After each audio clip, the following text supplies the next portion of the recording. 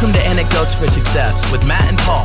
Storytelling is an art form, emphasizing the value and learning that is created through personal experience. Our purpose is to share these stories and experiences with the listener. Everyone has a powerful testimony.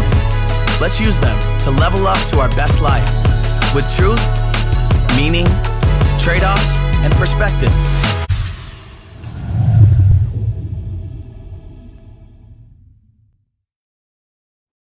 Big shout out to Isaac Mather for the new podcast intro. You can check Isaac's music out on all socials or directly at isaacmathermusic.com. Hey, we're back. All right. This time for real, we decided we're going to be consistent, right? Well, let's face it. We're both been busy, but you've been really busy, and just looking behind you on that background, that's what you've been busy doing. Yeah, Right? and we talked the common denominator that we lost is you haven't slowed down. You're always all gas, no brakes type of guy. And with my teaching schedule and coaching schedule, I was able to give you 4, 5, 6 times during the week. Yeah. You pick the time. Now I'm giving you like 1 time a week. Yeah, and you're busy. And you always were. Right. But I've been significantly busier too lately, which, Paul, we're the last two people who should be making excuses, right? Because that's what we preach against. So, but I mean, look, you got to prioritize, and what you and your wife have pulled off in a short amount of time. In my opinion, it's been a short amount of time. And the start you're off to, from what I understand, is pretty incredible. So, there's trade-offs, right? You had to make some choices with your time, just like we all do, and you made your choices, and I applaud them. Well, no, thank you. And I've always been kind of a big practice what you preach educator, and I've always done that. This is kind of the final nail right here. And Well, you've done that. You have definitely, you're practicing what you're preaching. I mean, what you guys have done, and I mean, what, you've been open 3 weeks or so now, approximately? 2.5, yeah. Okay, I mean, you're that's you guys ought to be really proud of yourselves and what you've done, what you're doing. So, I what you did was an immense project. It wasn't. I'm trying to think of it wasn't just buying a rental property that's already been existing, and just, now here's your keys and you take them, and you collect rent. This has been a build out, and a whole brand new business from scratch, right? From zero. Yeah. You know what? Couple things. So the best part is having my wife on board for the journey. I can't Yep. imagine couples that you fall in love, you get married, you have your kids, and then when they leave, you don't know what to do with yourself. Yep. Like this has filled the void, which is Yeah. fantastic. Yeah. Uh, and then a neat thing, I was talking to my students about it today, how a successful business, you're not really selling a product almost. You're selling, in my case, an experience, a story, a situation, and something you want to come back for. And even in your business, is like you have stuff people could make at home, Yeah. but why do they come to your place? No, there's no question about it. People aren't buying beer or buying sandwiches or whatever. There's something else they're buying, and that's always been the case. It's like you're buying an experience, you're buying a solution, or you're buying, something else. It's not what the surface shows, right? It's like when you walk into, I have good friends who owned a bar, kind of like similar to yours, on one of the lakes, and when they were selling it a few years ago, they asked if my wife and I were interested in buying it, which we weren't. But you know, I said to them on their last day there, I said, thanks for everything you guys did. I said, I never once walked in here for the beer. I always walked in here. I said, "Oh, the beer or the view," because it was a beautiful view of the lake. I go, I have a view of the lake at my lake house, and I can get beer anywhere. I walked in here for the experience, and Yep. that's exactly what you're talking about. and it's true. That's what it is. Right. No, it's great. So I want to talk tonight. I mean, here we are. I mean, yeah, I didn't even leave where I was, school. We were talking about an exit plan for school now. We'll podcast about that some other Yeah. time. Golf practice and then this. And I've never been happier. Like I Wait, leave the house at you, 7:30. you mean happiness isn't having nothing to do Yeah. and sleeping until whenever you wake up and staying up all night and I don't know, drinking or watching your favorite TV shows, right? That's not happy. That's not fulfillment. I thought that was a goal of everyone to Well, not do anything.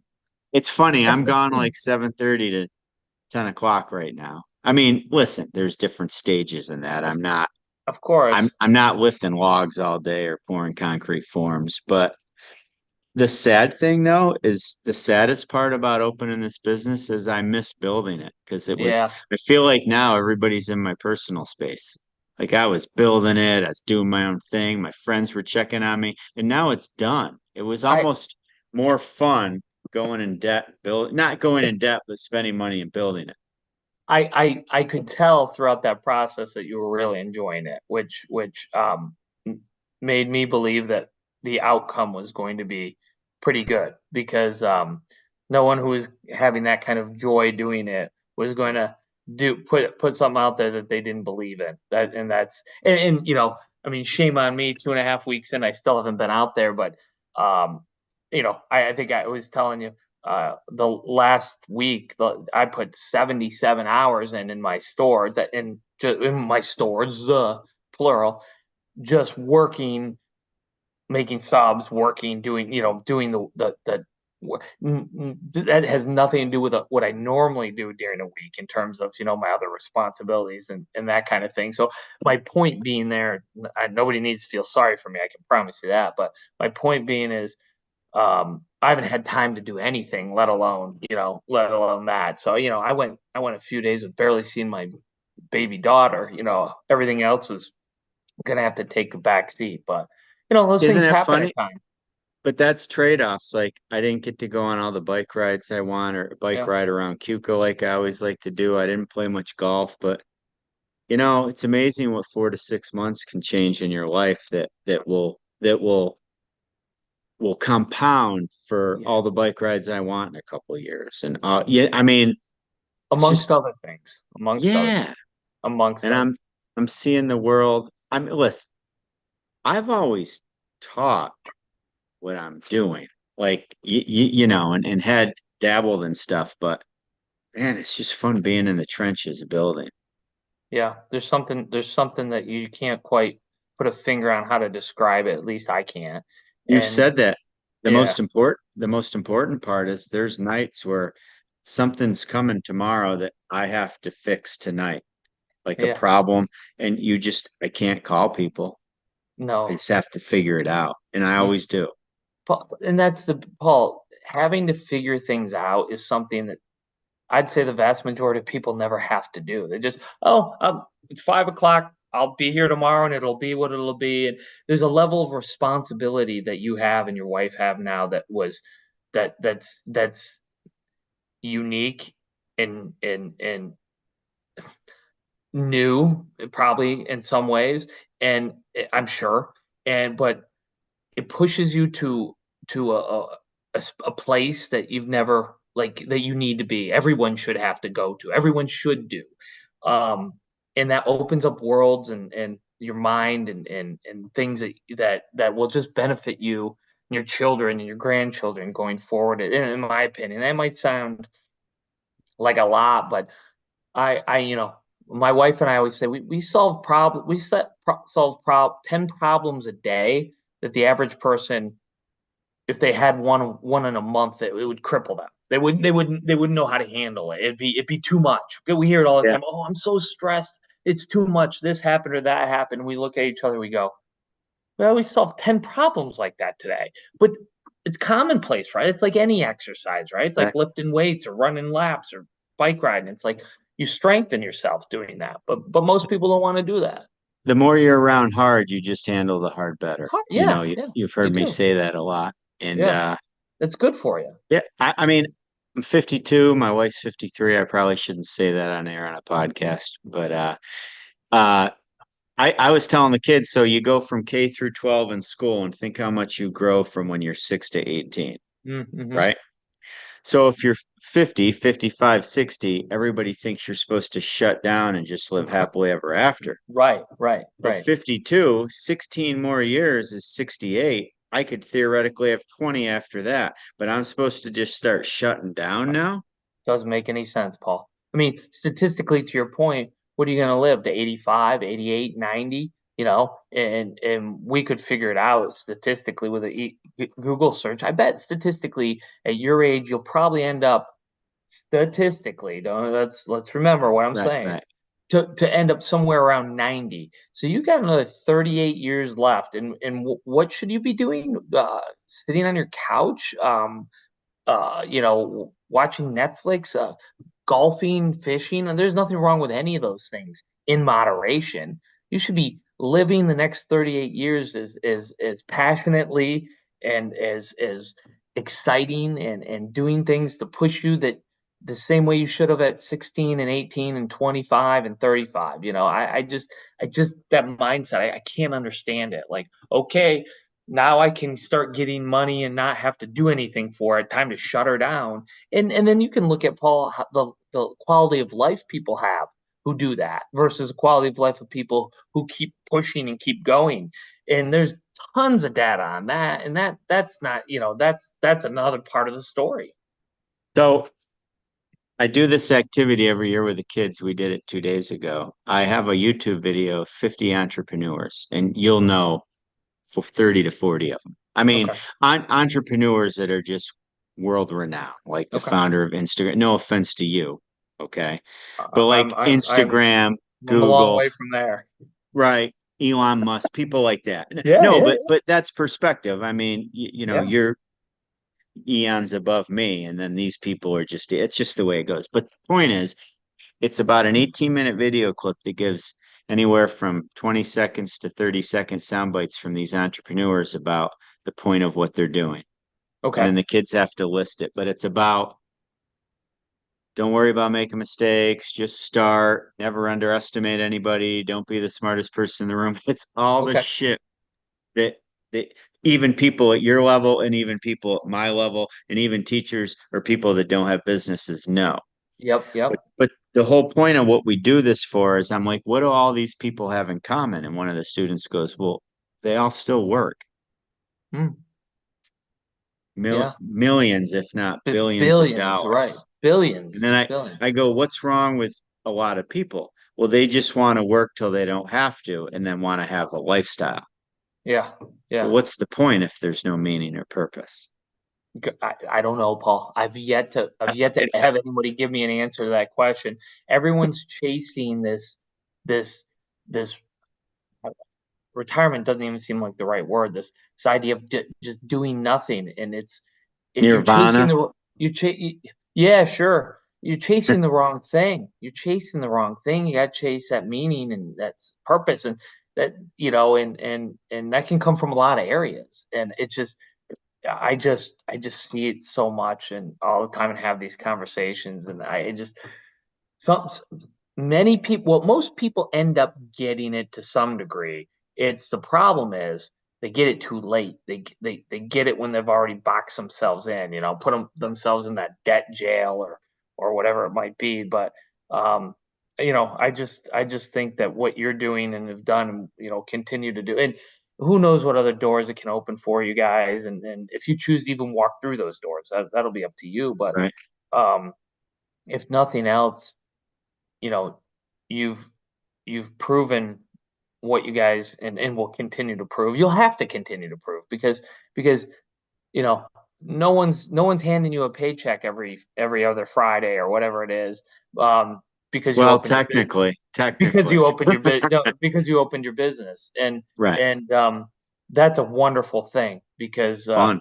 that nothing's ruined better, more competent people than a regular paycheck. Nothing has ruined more competent, people who could be doing great things in a regular paycheck. It has ruined millions and millions and millions and millions of people. And it's there's a You s- sadness to me in that. I get it, but there's a sadness there. you sent me a text today. I mean, I guess I can share this, or you wouldn't have sent it to me. That you're in a world now where you're not measuring productivity by hours. You're measuring productivity by actually what you're achieving. It was something to that effect. You remember what you said? Yeah, I And don't and remember and verbatim, when but we have yes, a paycheck, I'm measuring productivity. I'm basically trading my time for money. I'm not yep, trading my time for money now. correct. You're trading productivity for money, and Yes. you can never build any kind of wealth when you trade time for money. I mean, look, you can be a heart surgeon and you can be the best lawyer in the world, and you're, but you're trading time for money in somewhat in that those senses as well. And you can make a lot of money, but you don't want to be there. You want to be trading productivity for money, and that's that's look, that's what Mark Zuckerberg did with Facebook. That's what Elon Musk does. That's what any of those entrepreneurs, I guarantee, that are on that video, none of them are getting a paycheck. They're all getting, what do I produce of value to the marketplace, right? No one's ever forced me to go on Facebook or forced me to buy a Tesla or forced me to go drink a beer at your place or forced me to go buy a Big Mac. Those are all volunteer decisions. And if a business or a person creates that kind of value where all these consumers want their product voluntarily, not like NYSEG where I have to use their power, right? Or not like the DMV where if I don't register my car, I'm going to, and I don't pay my tickets, I'm going to jail. I mean voluntarily. There's a big difference here. You provide that kind of value, it creates a level of productivity. And Elon Musk is selling cars every waking hour, every sleeping hour, and uh you know Wendy's is selling burgers, and Budweiser's selling beers, and Mark Zuckerberg's selling advertising space, and on and on and on. But that's productivity, and that's the difference between people who can make a lot of money and people who don't. And it's not this idea that you're not worth it as a person. People muddy that up because it's that's a cop out. That's it. It's nothing about whether Paul's a valuable human being. Of course you are, Paul. Whether you build $1 billion business or you dig ditches for a living doesn't make you as a person any less valuable. What we're talking about is the productivity you give to the marketplace, and is that Yep. valued or not? Period. And that's a fun So thing. so on that note, Matt, we're going to be more consistent with shorter episodes, and we're going to create like a series of videos on what's necessary to start a business. That's kind Yeah. of what we were brainstorming. And Yep. the difference of what you think's going to happen and what's going to actually happen, right? Yeah. So let's end today with what do you listen. I mean, I think of you as a mentor and you've helped me with a lot of stuff, but you talk to a lot of people that say they want to start a business, right? Hmm. Hmm. What do you think, if you can answer this as simply as possible, and then we'll lead into next week, what do Yep. you think it's going to be like? And do you ever tell them what it's actually going to be like?